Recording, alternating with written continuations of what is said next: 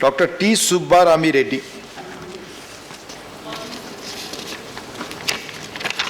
Sir, I agree with the various clauses of the bill, but mere banning of unregulated deposits will not serve the purpose.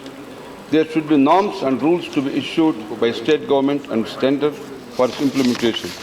Of course, I would like to also draw the attention that the bill could not be considered and passed in Rajya Sabha since it was extremely critical to tackle the menace of the illicit deposits taking activities in the country. The banning of unregulated deposit scheme ordinance 2019 was promulgated by President on 21st February 19. Now it has come now. We welcome this bill. Here also I would like to say bill seeks to put in place a mechanism by which the depositors can be repaid without delay by attaching the assets of defaulting establishment. This is also a very good clause, I support it. Then also bill ensures that no hardship is caused to genuine business or individuals borrowing money from their relatives, friends or from persons relating to its various crises. This is also good clause which I actually support.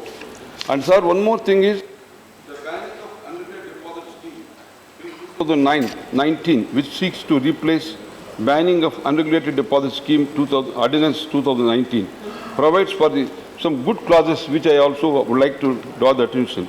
To make the provisions for banning of unregulated deposit scheme is also very good, we support it. To impose the obligations on the deposits that are pursuant to regulated deposit scheme not to commit any fraudulent default in the repayment or return to the deposit. This is also a very good clause I support. And also to provide for deterrent punishment for promoting or operating an unregulated deposit-like scheme, and also to provide for punishment for fraudulent default in repayment of deposits. This is also very good help, and it will actually help strengthen the depositors for coming forward to deposit in the various schemes. And also, I say that to confer powers and functions upon the competent authority, including the power to attach the assets of defaulting establishment. This is also very good, sir. And also I would like to say,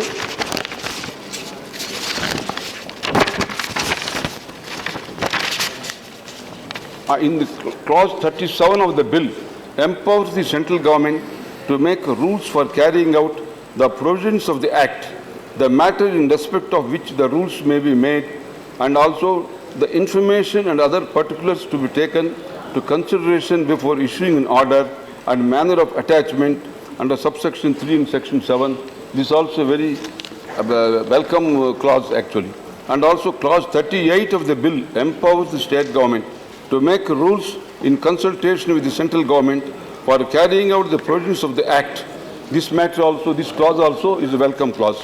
And clause 41 empowers the central government to add the omit schemes or arrangements to or from the list of the regulated deposit schemes specified in the first schedule of the proposed legislation. This is also welcome. Then I would like to say, sir, unauthorized chit funds and Ponzi schemes are invalid. The unscrupulous people take the innocent people for luring so many incentive schemes and prize money. These poor people should be saved. So this is going to must concentrate to help the poor people who are innocently should not get stuck with unscrupulous people. And also, cryptocurrency is another area where the government should take strict action. They are not legal tenders. The inter-ministerial group has already given to report to the government. So the interest of investors should be protected. This is also very important. So the House is aware, non-banking financial companies, NBFC, is in a bad position. So the government should bring in some schemes to help the NBFC sector. There have been a lot of confusion going on in NBFC. Actually, NBFC is very, very important in the growth of Indian economy.